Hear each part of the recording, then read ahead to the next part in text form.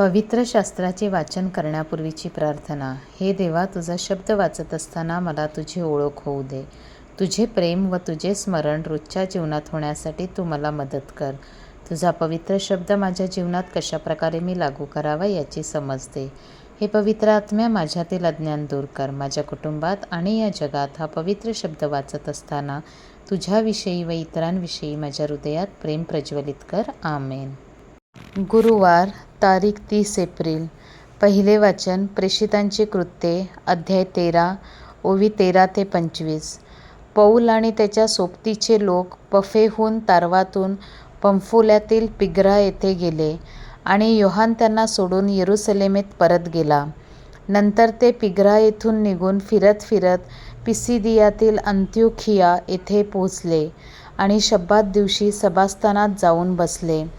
तेव्हा नियमशास्त्राचे आणि संदेष्टांच्या ग्रंथाचे वाचन झाल्यावर सभास्थानाच्या अधिकाऱ्यांनी त्यांना सांगून पाठवले की, बंधुजन हो, तुम्हाजवळ लोकांकरिता काही बोधवचन असले तर सांगा. तेव्हा पौल उभा राहून हाताने खुणावून म्हणाला, अहो इस्रायल लोकांनो आणि देवाचे भय बाळगणाऱ्यांनो, ऐका. ह्या इस्रायल लोकांच्या देवाने आमच्या पूर्वजांस निवडून घेतले.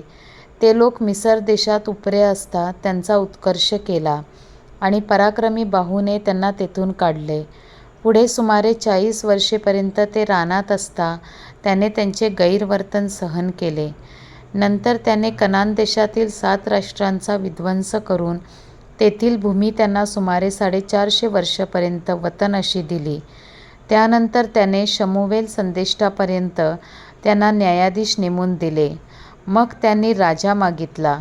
तेव्हा देवाने बन्यामीन वंशातील किशाचा पुत्र शौल हा 40 वर्षेपर्यंत त्यांना दिला. नंतर त्याने त्याला काढून त्यांचा राजा होण्यासाठी दावीद उभा केला आणि त्याच्याविषयी प्रतिज्ञेने म्हटले की, इशायाचा पुत्र दावीद मला माझ्या मनासारखा मिळाला आहे. तो माझ्या सर्व इच्छा सिद्धीस नेईल. ह्या मनुष्याच्या वंशजातून देवाने वचनानुरूप इस्रायेलासाठी येशू हा तारणारा उदयास आणला. त्याच्या प्रकट होण्यापूर्वी योहानाने पुढे येऊन पश्चातापाच्या बप्तिस्माची सर्व इस्रायल लोकांमध्ये घोषणा केली होती. योहान आपले कार्य पूर्ण करीत असताना म्हणाला, मी कोण आहे म्हणून तुम्हास वाटते? मी तो नव्हे. तर पहा, ज्याच्या पायातील वहाणा सोडावयास मी योग्य नाही असा कोणी माझ्या मागून येत आहे. हा प्रभूचा शब्द. देवाला धन्यवाद. प्रतिसाद स्तोत्र. प्रभूच्या अढळ प्रेमाचे मी सतत गुणगान गाईन. शुभवर्तमान. योहान अध्याय 13, ओवी 16 ते 20. येशूने आपल्या शिष्यांचे पाय धुतल्यावर तो त्यांना म्हणाला, मी तुम्हास खचित खचित सांगतो, दास आपल्या धन्यापेक्षा थोर नाही आणि पाठवलेल्या पाठवणाऱ्यापेक्षा थोर नाही. जर ह्या गोष्टी तुम्हाला समजतात तर त्या केल्याने तुम्ही धन्य आहात. मी तुम्हा सर्वांविषयी बोलत नाही.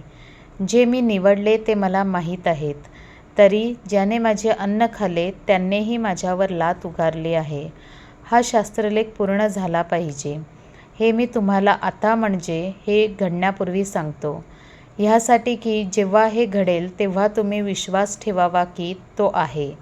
मी तुम्हास खचित खचित सांगतो की मी ज्याला पाठवतो त्याचा जो स्वीकार करतो तो माझा स्वीकार करतो आणि जो मला स्वीकारतो तो ज्याने मला पाठवले त्याला स्वीकारतो. प्रभूचे शुभवर्तमान. हे ख्रिस्ता, तुझी स्तुती असो. चिंतन. दुसऱ्याची सेवा करणे यापेक्षा दुसरा मोठा धर्म नाही. आजच्या शुभवर्तमानात ख्रिस्त आपणास इतरांची सेवा करण्यास आमंत्रित करीत आहे. इतरांचा सेवक होणे सोपे नाही, कारण त्यासाठी आपण नम्र असले पाहिजे.